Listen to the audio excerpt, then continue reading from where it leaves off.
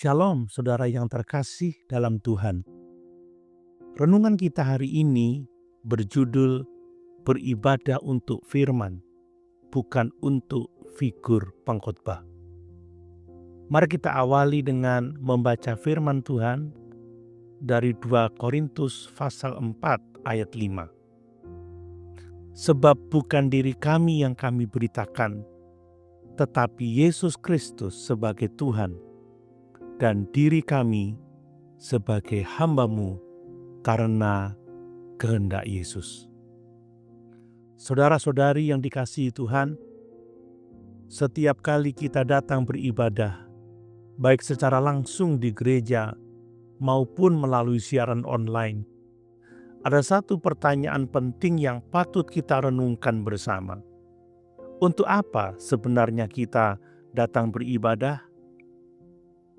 Apakah kita datang untuk melihat siapa yang berkhotbah? Ataukah kita datang untuk mendengar apa yang Tuhan sampaikan melalui firman-Nya? Alkitab mengajar kita bahwa pusat ibadah Kristen bukanlah manusia, melainkan firman Allah yang hidup dan berkuasa. Pelayan Tuhan hanyalah alat di tangan Tuhan. Firman-lah yang bekerja, firman-lah yang menegur, dan firman-lah yang membangun iman kita.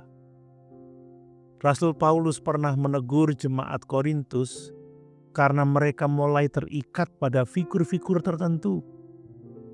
Ada yang berkata, "Aku golongan Paulus," dan yang lain berkata, "Aku golongan Apolos."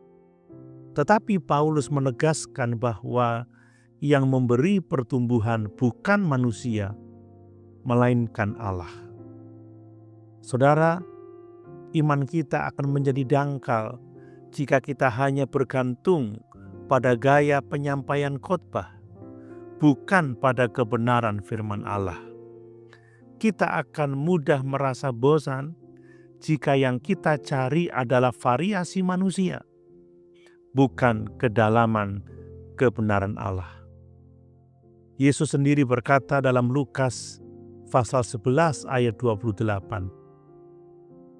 Tetapi ia berkata, "Yang berbahagia ialah mereka yang mendengarkan firman Allah dan yang memeliharanya." Tuhan tidak berkata, "Berbahagialah mereka yang memilih-milih siapa yang menyampaikan firman Allah," melainkan mereka yang mendengar dan melakukan firman. Karena itu, marilah kita datang beribadah dengan sikap yang benar, datang dengan hati yang rindu akan kebenaran, datang untuk belajar dan dibentuk, bukan untuk menilai atau membandingkan pelayan Tuhan. Mari kita ingat bersama, yang kita tinggikan adalah Kristus, yang kita dengarkan adalah firman Tuhan, dan yang kita kejar adalah kedewasaan iman. Kiranya Tuhan menolong kita menjadi jemaat yang dewasa, yang setia mendengar firman, dan yang hidup oleh kebenarannya setiap hari. Tuhan memberkati kita semua. Amin.